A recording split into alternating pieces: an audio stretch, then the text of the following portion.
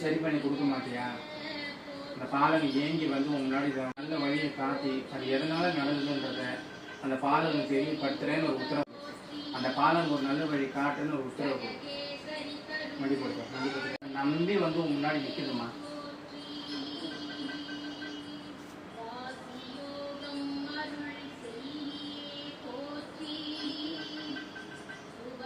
வந்ததை வாரி கொடுத்துட்டு நிற்கிறாங்க. எதனால அந்த தண்டனை? உன்னை தான் கோடிக்கிறாங்க ஒரு ரூபமாக வச்சு. அப்படி இருக்கும்பொழுது உன் அம்சம்தான் எப்படி நடந்தது?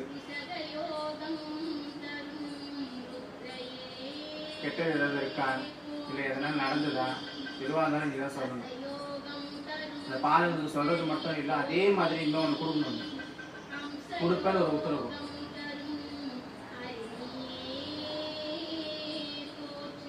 மடியேறி பிச்சை கேட்குறேன், நல்ல ஒரு வழியை காட்டுறேன், நான் தொலை நிற்கிறேன், நான் சரி பண்ணி கொடுக்குறேன்னு ஒரு உத்தரவு. உங்கள்கிட்ட காசு பணம் கேட்டு நிற்கல, நான் ஒரு ஆறுதலை தான் கேட்குறேன் உங்கள்கிட்ட. அந்த ஆறுதலை கொடுப்பேன்னு ஒரு உத்தரவு கொடு.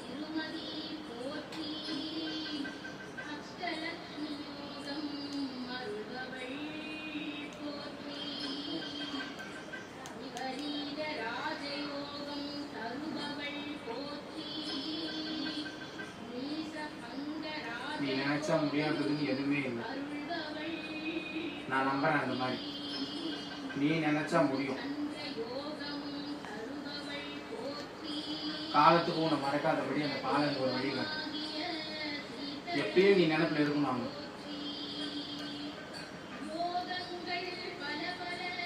நான் உன் பொண்ணா இருந்தா இறங்கி வா.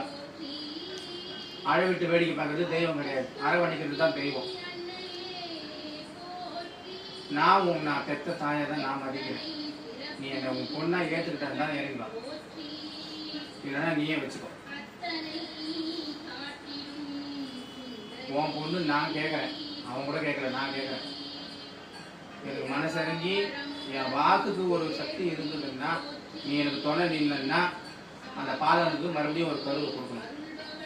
அது பூமியை பார்க்கணும்.